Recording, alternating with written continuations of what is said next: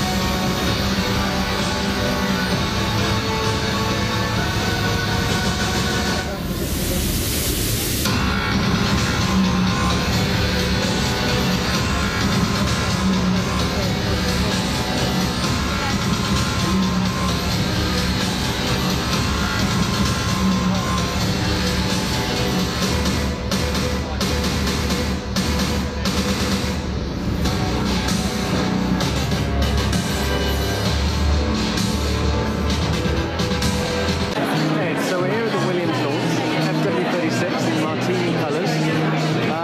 What are your initial impressions? You've watched the car throughout testing, now we see it in a rather different look. What are your thoughts now? Well, it looks a lot nicer in the Martini colours than it does in the plain blue, doesn't it? Yeah. I think the most important thing about this car is not only does it look pretty good with the Martini colours, but based on pre-season testing, it's going very, very, very well. So that's the interesting thing. Not only are we going to see hopefully Martini colours on the grid, we're going to see them towards the sharp end as well. One interesting thing that's been pointed out is that there's no Mercedes logos or Mercedes branding on the car, even though obviously the Mercedes engine seems to be a pretty fundamental part of this car's performance. It certainly is, but Williams are a customer of Mercedes, so I'm sure they're paying good money for the privilege to do it. I think there's some Mercedes logos on the driver overalls, but as you say, not on the car. But it's a reminder that this is not a works team. This is a customer team that pays its money and gets what, based on current form, extremely good engines from Mercedes. Now, just off camera behind you, you wouldn't have seen him. Felipe Nasr has just walked past. Obviously a bit of an F2 hotshot.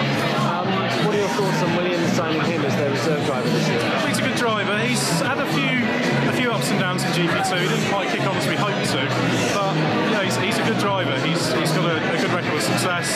He's won races at pretty much every level. So yeah, he's someone who could come on and develop well in much the same way as Williams in recent years have developed guys like Valtteri Bottas and Nico Hülkenberg before that. So he's a good logical choice, and I imagine he fits in very, very well with the commercial base that Williams has built in Brazil thanks to having Felipe Nasr on board. Right, now here's a punt. Where are Williams going to finish in Melbourne?